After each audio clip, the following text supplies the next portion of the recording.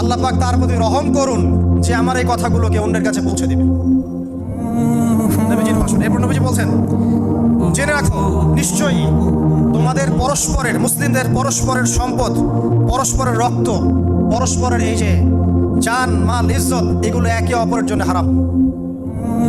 মুসলিমদের পরস্পরের রক্ত, পরস্পরের ইজ্জত সম্মান একে অপরের জন্য হারাম। এর হানি করা একে অপরের জন্য হারাম। ঠিক যেমন আজকের এই দিন হারাম, এই শহর হারাম, এই মাসও হারাম।